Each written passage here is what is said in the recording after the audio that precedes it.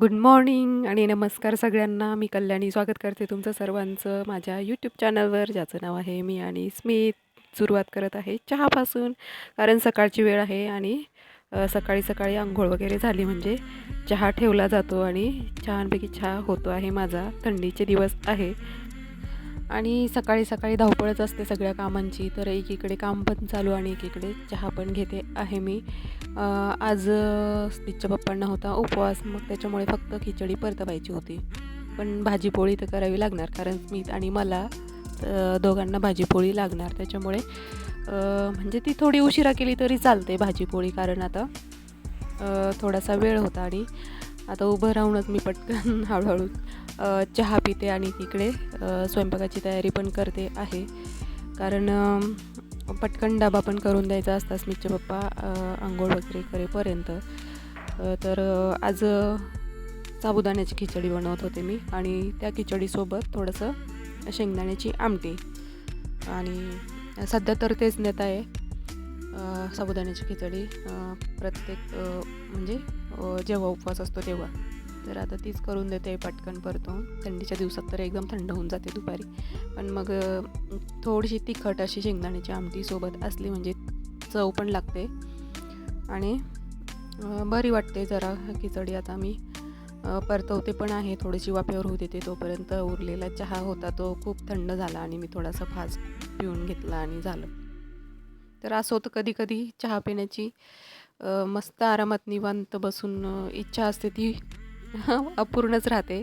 सकाळी शक्यच नसतं, घाईघाईत चहा प्यावा लागतो. मग मी काय करते, थंडीच्या दिवसामध्ये बऱ्याचदा तर आता मी सकाळी सकाळी उठल्या चहा घेते आंघोळ झाल्यावरचं. हा असाच असतो, थंड झालेला चहा असतो किंवा पटकन घाईत पिलेला चहा असतो. मग मी काय करते की स्वयंपाक वगैरे सगळं आवरल्यानंतर पुन्हा निवांत बसून मी चहा पिते.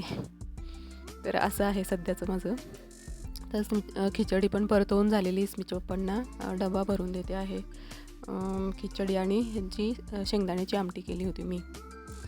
असं रोजचं असतं त्यांचं, रोज एकदा त्यांचा डबा भरून दिला, पाण्याच्या बाटल्या दिल्यासोबत की मग बाकीचे जे कामं असतं मी करायला मोकळी.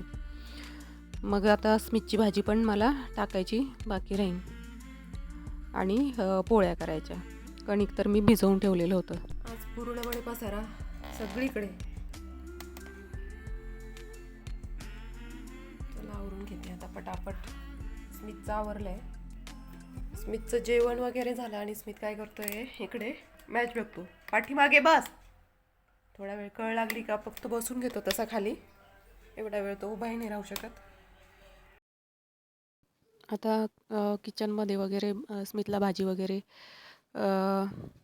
टाकून बाकीच्या गोष्टी आवरल्या की लगेच इकडे बेडरूममध्ये आवरायचं असतं. सगळीकडे सकाळी सकाळी सगळेच कामं असतात, तर बेडरूममध्ये पण सगळा पसारा असतो. स्मित झोपेतनं उठला की बसतो खेळत अंथरुणांवर इकडे तिकडे लोळतो. मग ते पण बाकी असतं, तो उशिरा उठतो त्याच्यामुळे. नाही तर मग उठल्या उठल्या अंथरुणं पांघरुणं पटकन उचलले जातात, पण मग तो झोपलेला असतो त्याच्यामुळे मग लगेच अंथरुणं पांघरुणं उचलता येत नाही, असं होतं. आणि म्हणून मग ते हे बेडरूममध्ये अंथरुणं पांघरुणं बऱ्याच वेळपर्यंत म्हणजे माझं स्वयंपाक वगैरे आवरल्यानंतर राहतात शिल्लक आवरायचे ते.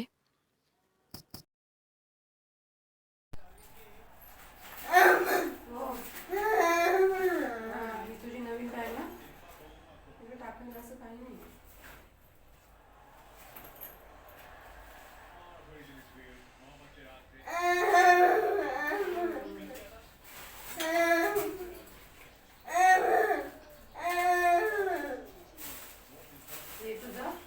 आता स्मितच्या स्कूलमध्ये त्याला नवीन स्कूल बॅग मिळालेली आहे, तर ती मी काल नेलेली नव्हती, तर टीचर विचारत होत त्याची बॅग कुठं आहे. तर आता ती त्याची बॅग मी स्कूल बॅग जी स्कूलमधूनच मिळालेली आहे त्याच्यामध्ये सगळं ठेवते आहे, त्याचं जे काही लागतं त्या गोष्टी.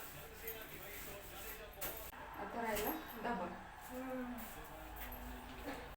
स्मितला शाळेत सोडून आल्यानंतर केस विंचरते आहे, कारण गाडीवरती सोडून आले आणि रुमालच बांधलेला होता, त्याच्यामुळे मग मी केस विंचरायला वेळ पण नाही मिळाला, म्हणून मी आत्ता विंचरते आहे केस. केस वाढत पण आहे, कारण इतके मोठे केस नव्हते माझे इथून मागे. म्हणजे 10वी पर्यंत होते, जेव्हा शाळेमध्ये 2 वेण्या घालायला लागायच्या आम्हाला, रिबन लावायला लागायची. तेव्हा मोठे केस होते आणि लहानपणापासून त्या केसांना मी खूप जास्त कंटाळले होते. ते धुवायचे, वाळवायचे, काळजी घ्यायची म्हणून मी ते जशी कॉलेजला गेली तेव्हापासून ते कट करून अगदी छोटीशी पोनी घालायचे आणि आत्तापर्यंत ते तसेच होते छोटे-छोटे, आणि हे आता हे एवढ्यात वाढलेले आहे माझे केस. वाढ भरपूर आहे, पण काळजी नाही घेऊ शकत मी, म्हणून मग मी केस वाढवत नाही. आणि मी त्यानंतर जो रात्रीचा भात उरलेला आहे, वरण भातच केलेला होता रात्री, फक्त पाणीपुरीची पार्टी होती. स्मितच्या पप्पांना वरण भात भात बोलले होते की खाल्लं तर खाईन, म्हणून मी करून ठेवलेलं होतं, पण खाल्ला गेलाच नाही. मग आता तो असं मी सकाळी परतून खाते आहे, थोडीशी फोडणी वगैरे देऊन लाल तिखट टाकलं आणि तोच परतून खाल्ला, मग वेगळं काही केलं नाही. आणि इथं टायपिंगची प्रॅक्टिस करते आहे, मराठी टायपिंग, जे अ, खूप अवघड असतं शिकायला, जरा वेळच लागतो ते.